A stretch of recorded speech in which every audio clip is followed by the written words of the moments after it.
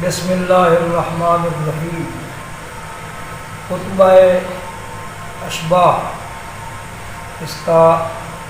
یہ آج part number 9 آپ کے سامنے پیش کیا جا رہا ہے۔ آج کا جو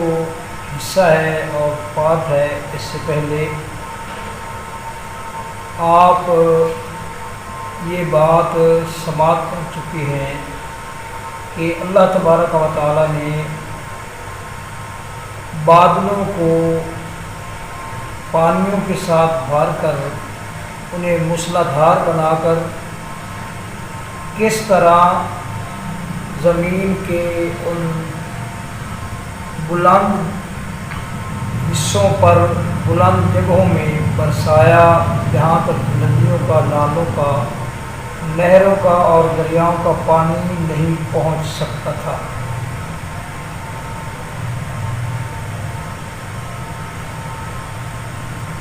آگے وہ فرماتے ہیں قد اصفا حیدبہ تمریح الجنوب درارہا زیبہ و دفع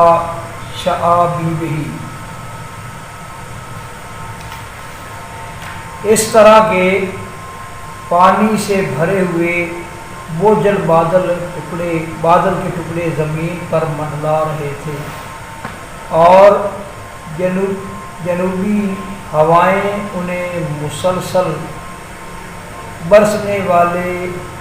میںہ کی بوندیں اور ایک دم ٹوٹ پڑنے والی بارش کے جھالے برسا رہی تھی۔ فلما القت السحاب برقا بوادیہا، جب بادل نے اپنے پاؤں سینے سمیت اس زمین کے اوپر رکھ دیے، وبعا مستقلت بہی من الابء المحمول علیہا، اور جب بادلوں نے اپنا سینہ ہاتھ پیروں سمیت زمین پر ٹھکا دیا اور پانی کا سارا لدا لگایا بوجھ اس پر پھینک دیا، اخرج بہ من حوامد الارض النباتا، تو فرماتے ہیں پھر اللہ تبارک و تعالیٰ نے افتادہ زمینوں سے سر سبز کھیتیاں اگائیں، من زور الجبال و من زور الجبال اعشابا، اور خشک پہاڑوں پر ہرا بھرا سبزہ پھیلا دیا، فہیا تبہج بزینت ریاضہا، تو جب یہ سب کچھ ہو چکا تو زمین اپنے مرغ زاروں کے بناؤ سنگار سے خوش ہو کر جھومنے لگی، وَتَزْدَحِي بِمَا أَلْبَسَتْهُ مِنْ رَيْقِ أَظَاهِرِهَا وَحِلْيَةِ مَا صُمِتَتْ بِهِ مِنْ نَاظِرِ أَنْوَارِهَا، اور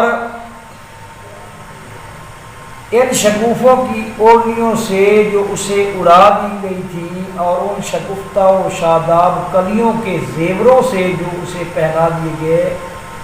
تزدحی، وہ زمین اترانے لگی، یعنی فخر کرنے لگی، وہ جو اللہ تبارک و تعالیٰ نے اس کے اوپر تم تراک سجائے، سبزہ جات، مرغزار، بناؤ سنگار اور کلیاں اور شگوفے، یہ سب رنگینیاں جب اس کے اوپر زمین کی سطح کے اوپر اپنا جوبن دکھانے لگی، تو پھر وہ زمین خوشی سے جھومنے لگی اور اترانے لگی۔ اور فرماتے ہیں وَجَعَلَ ذَلِكَ بَلَاغًا لِلْأَنْعَامِ وَرِزْقًا لِلْأَنْعَامِ، اور اللہ تبارک و تعالیٰ نے ان چیزوں کو مخلوقات کے لیے ذریعہ بنایا اور چوپاؤں کا رزق جو ہے وہ زمین کے ساتھ وابستہ کیا۔ وَخَرَقَ الْفِجَاجَ فِي آفَاقِهَا، اور اللہ تبارک و تعالیٰ نے زمین کی سمتوں کے اندر راستے بنائے۔ وَأَقَامَ الْمَنَارَ لِلسَّالِكِينَ عَلَى جَوَّادِ طُرُقِهَا، اور زمین کے جو راستے تھے، جو جادے تھے، ان جادوں کے اندر چلنے والوں کے لیے اللہ تبارک و تعالیٰ نے روشنی کے مینار قائم کیے۔ فلما مہد ارضہ وانفذ امرہ، جب اللہ تبارک و تعالیٰ نے اپنی زمین کو بچھا لیا اور اپنے امر کو نافذ کر دیا، مطلب یہ ہے کہ اللہ تعالیٰ نے جو حکم آسمان کو دینا تھا، جو بادلوں کو دینا تھا، اور جو اللہ نے جو حکم زمین کو دینا تھا، جو آرڈر پہاڑوں کو دینا تھا، جو اللہ نے آرڈر سورج کو دینا تھا، جو چاند کو دینا تھا، ان تمام چیزوں کی جو ذمہ داریاں تھیں جب ان کے سپرد کر دی اور ان کو ذمہ داریاں ادا کرنے کے اوپر مامور کر دیا، تو پھر اللہ تبارک و تعالیٰ نے اختار آدم علیہ السلام خیرۃ من خلقہ، تمام مخلوقوں کے مقابلہ میں، دیگر تمام مخلوقوں کے مقابلہ میں، زمین و آسمان کے اندر جو مخلوقیں تھیں اور جو ناطق مخلوقیں تھیں، جو غیر ناطق مخلوقیں تھیں، مثلا فرشتے ناطق مخلوق ہیں، اور جو جن ہیں یہ ناطق مخلوق ہیں، اور جو غیر ناطق مخلوقیں تھیں، تمام مخلوقوں کے مقابلہ میں آدم علیہ السلام کو برگزیدہ پا کر اللہ تعالیٰ نے ان کو چنا۔ وَجَعَلَهُ أَوَّلَ جِبِلَّتِهِ، اور اللہ تبارک و تعالیٰ نے آدم علیہ السلام کو نوع انسانی کی فرد اول قرار دیا۔ وَأَسْكَنَهُ جَنَّتَهُ، اور ان کو اپنی جنت میں ٹھہرایا۔ وَأَرْغَدَ فِيهَا عُقُولَهُ، اور اس جنت کے اندر ان کا جو رزق تھا وہ کھلم کھلا رزق جو ہے اس کا بندوبست کیا۔ وَعَالَمَهُ أَنَّ فِي الْإِقْدَامِ عَلَيْهِ التَّعَرُّض،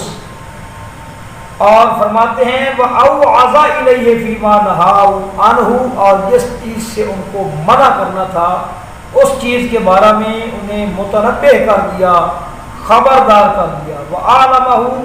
اور ان کو بتلا دیا أَنَّ فِي الْإِقْدَامِ عَلَيْهِ التَّعَرُّضَ لِمَعْصِيَتِهِ، کہ جس چیز سے آپ کو منع کیا گیا ہے اس کی طرف قدم بڑھانے میں حکم، اس چیز کی طرف قدم بڑھانے میں عدول حکمی کی علائش ہے، یعنی اس چیز کی طرف قدم بڑھانے میں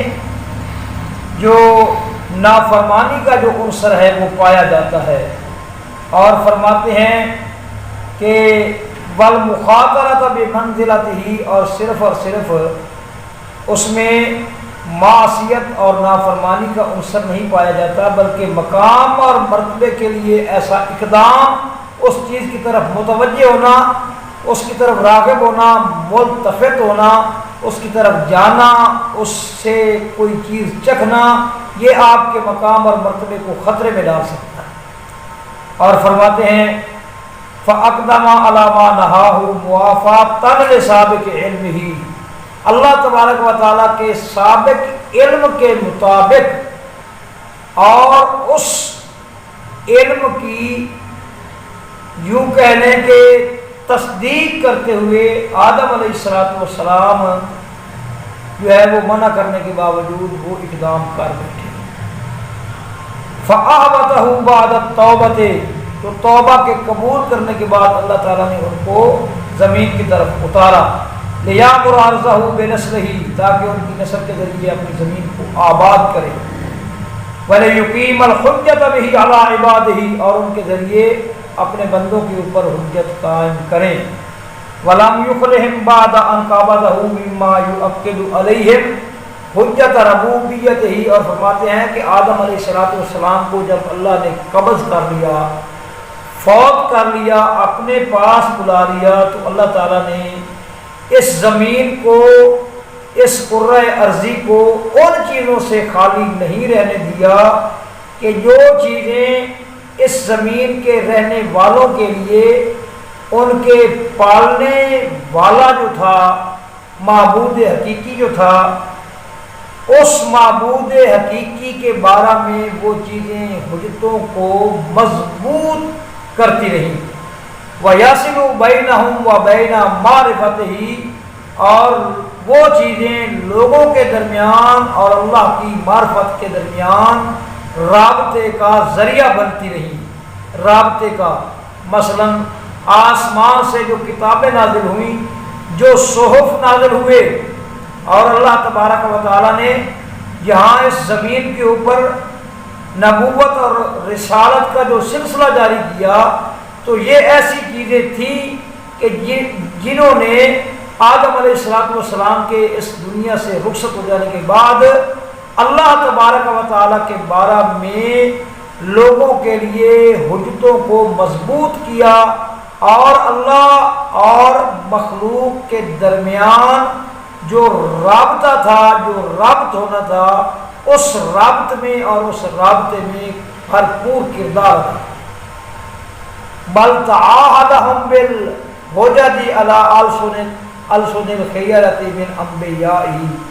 بلکہ اللہ تبارک و تعالیٰ نے ان کو ان حجتوں کے ذریعے پابند بنایا اپنے معتبر رسولوں کے ذریعے، اپنے معتبر رسولوں کے ذریعے لوگوں کو ان حجتوں کا، ان دلائل کا پابند بنایا۔ اور فرماتے ہیں وَمُتَحَمِّلِي بِدَاءِ رِسَالَاتِهِ، اور اللہ تبارک و تعالیٰ کے پیغامات کو جو اٹھانے والے تھے، اس کے نمائندے، ان نمائندوں کے ذریعے اللہ تبارک و تعالیٰ نے یہ معاملہ جو تھا اس کو سر انجام دیا۔ کہتے ہیں کرنن فکرنن، زمانہ در زمانہ، یعنی اس جو ہدایت کا جو سلسلہ ہے اس دنیا میں جو رہنمائی کا جو سلسلہ ہے، اس رہنمائی کے سلسلے میں تعطل نہیں آیا، ناغہ نہیں ہوا، وقفہ نہیں ہوا، بلکہ یہ سلسلہ رواں دواں رہا ہے۔ اب ذرا یہاں رک کر آپ ایک بات پر غور کریں کہ اس خطبے کے اندر جو پہلے پارٹس آپ کے سامنے پیش کیے جا چکے ہیں، اور جو جز اس خطبے کے آپ کے سامنے پیش کیے جا چکے ہیں، ان جزوں کے اندر، ان پارٹس کے اندر حضرت علی رضی اللہ تعالی عنہ نے کتنی چیزوں کا ذکر کیا ہے۔ فرشتوں کا ذکر کیا ہے، بادلوں کا ذکر کیا ہے، پہاڑوں کا ذکر کیا ہے، سمندر کی طغیانیوں کا، اس کی گہرائیوں کا، اور اس کے غرور اور اس کی نخوت کا، اور اس کی جو طبیعت میں جو ہے نا وہ انتہا درجے کا، اس کی طبیعت کے اندر جو یہ انتہا درجے کی جو سرکشی پائی جاتی تھی، ان تمام چیزوں کا ذکر کیا، اور نتیجہ یہ نکالا کہ یہ تمام مخلوقیں جو ہیں، سمندر ہے، ہوا ہے، بادل ہے، پانی ہے، یہ تمام مخلوقیں جو ہیں، ان کی اصل ڈیوٹی اور ذمہ داری کیا ہے؟ اصل ڈیوٹی اور ذمہ داری ان کی یہ ہے کہ جو اس کائنات کے اندر بسنے والے ہیں لوگ، انسان، ان کے لیے رزق کا بندوبست کرنا۔ یہ اتنا بڑا نظام جو اللہ نے متعارف کرایا ہے، یہ فقط اس کا ایک ہی مقصد ہے کہ وہ لوگوں کے لیے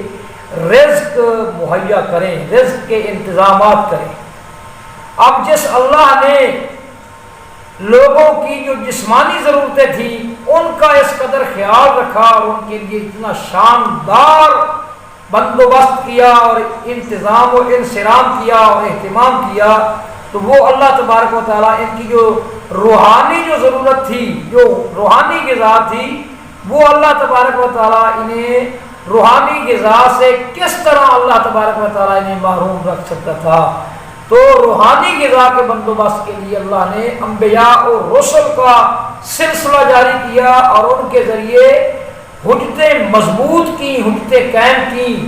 اور لوگوں کے لیے رہنمائی کا اور ہدایت کا ایک سسٹم متعارف کرایا اللہ وحدہ لا شریک نے، تو یہ بھی یاد رکھیے کہ یہ جتنی چیزیں ہیں، جتنی اللہ نے انسانوں کے لیے، لوگوں کے لیے پیدا کی ہیں، یہ تمام کی تمام چیزیں جو ہیں، یہ تمام کی تمام چیزیں یہ ہمیشہ کے لیے ہیں، یعنی قیامت تک کے لیے ہیں۔ تو اللہ تبارک و تعالیٰ نے جو رسالتوں اور نبوتوں کا جو سلسلہ اس کائنات میں شروع کیا ہے، ہمیں سمجھ لینا چاہیے یہ ان دو جو ہے نا وہ الگ الگ انتظامات کا کو جو انہوں نے آپس میں ٹچ لیا ہے۔ حضرت علی رضی اللہ تعالیٰ نے وہ بتانا یہ چاہتے ہیں کہ کائنات کے اندر جو جسمانی ضرورتوں کے حوالے سے اللہ نے جو بندوبست کیا ہے، وہ بندوبست قیامت تک کے لیے ہے، اور جو روحانی ضرورتوں کے لیے جو بندوبست کیا ہے نبوتوں اور رسالتوں کی صورت میں، وہ بندوبست